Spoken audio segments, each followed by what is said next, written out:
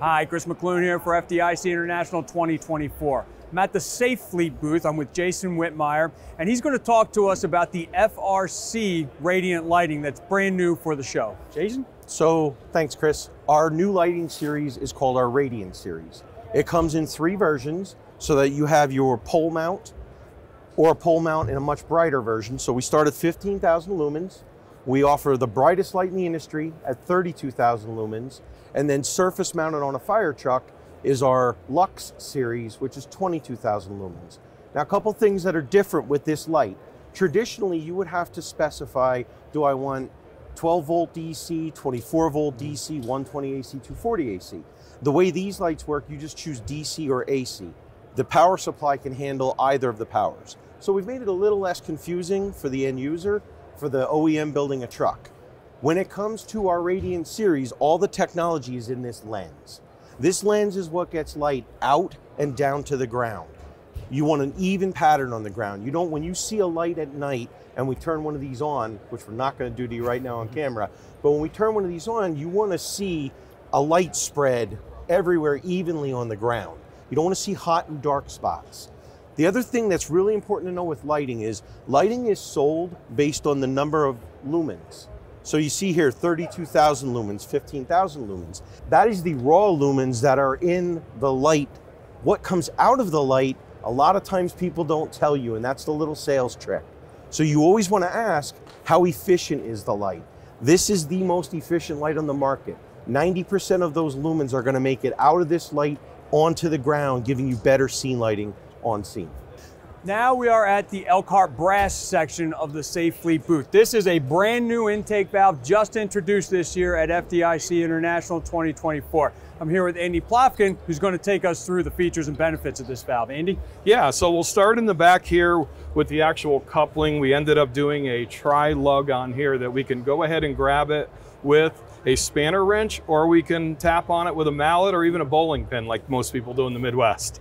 Working our way forward, we actually use Torlon balls here, which will prevent from electrolysis across the unit itself from the rig. Inside of here, our casting, we start out with a anodized. From there, we go to a zinc coating, and then we work our way into a powder coat on the outside. The ball itself is a stainless ball with a nickel plate. It is field replaceable. We have a 4-pin lug seat on the rear with a UHMW finish seat on there, and then we work our way into the ball, which can be removed here off of this bolt, and then inside the actual gear mechanism itself. Working forward here, we have the Trident hand wheel that we are utilizing for this great gear reduction. It's 12 turns with a positive indicator inside of there from open to close. As we were flowing this at 2,000 GPM, it operated exactly the same way. Up front here, we have a push-pull design bleeder.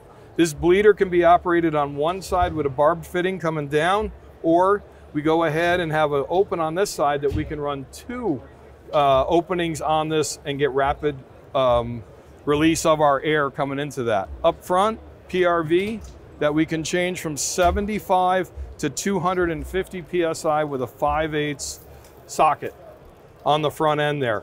The other thing is we looked at longevity of this, and knowing that a lot of times the stainless springs crack, that we can just take these 2 forefront screws off and go ahead and totally replace the product there. Full swivel on here on our elbow, with a lock mechanism that if I twist it down, it'll go ahead and find its seat and then lock in. Full swivel on the 5-inch on the front end also. And then inside, we went ahead and offer a Zerk fitting on this side so we can get grease in there to keep lubricating it over time.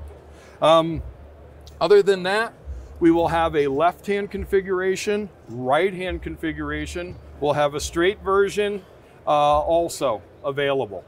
So this is the low profile version of this valve. And this was designed, specifically so when people are putting down roll-up doors, they're not clanking on the valve. Talk about the 2 different versions and what the differences are. Sure. With our low profile version, we're at 11.4 inches front to rear. So as you mentioned, we can get inside of that enclosed pump compartment. The other side on our 6-inch, we have that is full straight through, and that is also just slightly longer, but we're just trying to get inside of that running board or inside the compartment at that point. So again, multiple options that we're offering with this. Okay, my thanks to Jason and Andy for taking some time out with me today. FDIC is a pretty busy place, so I don't want to keep them too long.